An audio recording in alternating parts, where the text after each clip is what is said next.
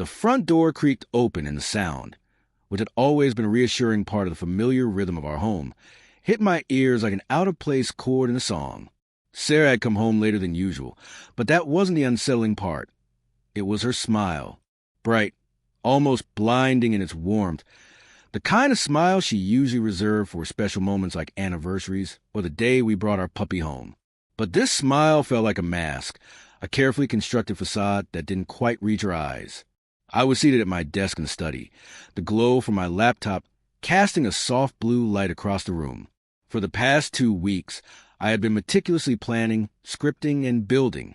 This wasn't something I decided on impulsively. No, it was the result of months of growing suspicion.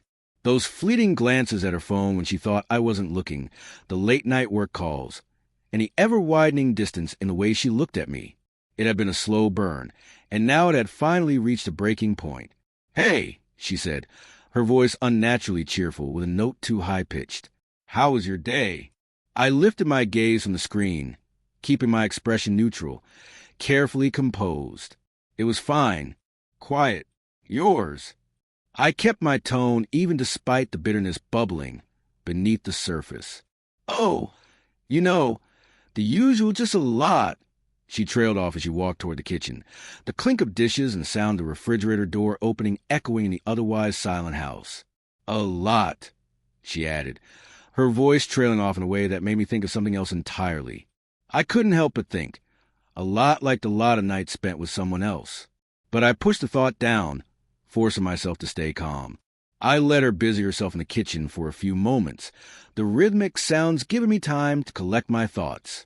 This wasn't going to be a dramatic confrontation. I had passed through anger and sadness. What remained now was cold, calculated resolve. I didn't need to scream or yell. I wanted her to truly understand the weight of her betrayal. After a few minutes, she walked into the study again, a glass of wine in hand, her smile now fading into something more uncertain, more fragile. She looked like a cornered animal, trying to assess the danger she knew was approaching. "What are you working on?" she asked, her eyes flicking to my laptop screen. It was casual, but I could tell she was on edge. The website displayed on my screen was innocuous enough at a glance, my coding platform, a site I'd spent countless hours building. The tool I was about to reveal. "Just a little project," I said, letting a small, almost imperceptible smile cross my lips. Something I'd been meaning to finish for a while. She leaned closer, her eyes scanning the screen. I could feel the tension radiating off her like heat from an open flame. "What is it exactly?" she asked, her voice laced with curiosity but edged with nervousness. I pushed my chair back, standing slowly. "I think it's better if I show you." I walked around the desk and placed my hands lightly on her shoulders. She flinched, her body stiffening at the touch as if it felt wrong, strange. I imagine it must have felt surreal to her, like she was watching a movie of someone else's life. "Just sit down for a minute," I said, guiding her gently toward my chair. She hesitated before sitting down, her eyes never leaving my face, a mix of confusion and dread clouding her usually bright expression. I stepped back, pulling a small, unassuming USB drive from my pocket. It held the culmination of weeks of careful planning. I plugged it into the side of the laptop, and the screen flickered as it displayed something new. What appeared was a website, similar in appearance to many others, but with one key, unique feature. It was a meticulously crafted database, a digital monument to her infidelity. I had uploaded a series of photos, grainy, distant shots, but there was no mistaking who they were of. They were taken at the bar she had visited the night before under the guise of a work event. But instead of working, there she was, laughing, touching, and kissing another man. However, the photos weren't the hard part of the presentation. It was the interactive timeline below that truly captured everything. Every phone call, every text, every late-night outing she had claimed was related to work over the past several months was documented there. Each entry had been meticulously time-stamped, cross-referenced with her phone's call logs and GPS data, and annotated with a summary of what I now recognize as lies. The first entry was a phone call, a brief 2-minute conversation.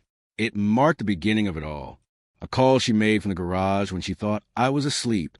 It seemed harmless, a simple call to arrange a lunch with client, but I had added a recording taken from the same time and place.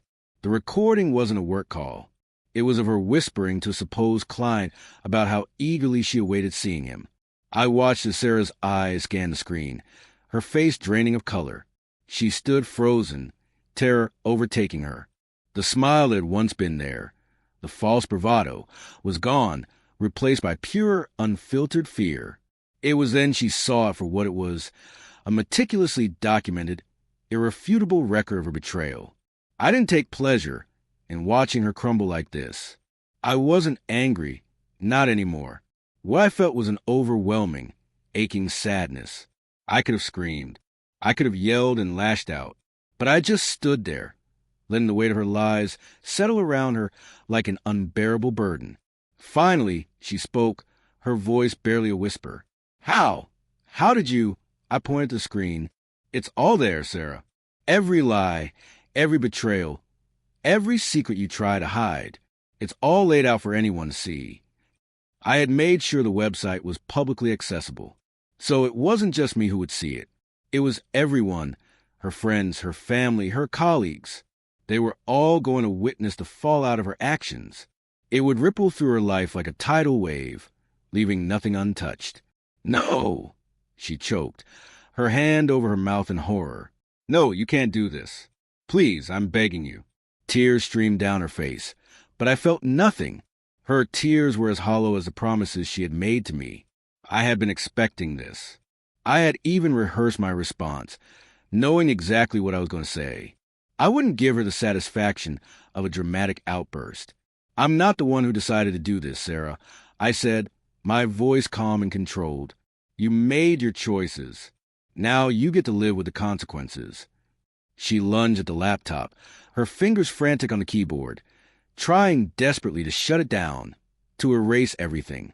I stepped back, watching her in silence, a passive observer to her frantic attempts to undo what she had done. I'm sorry.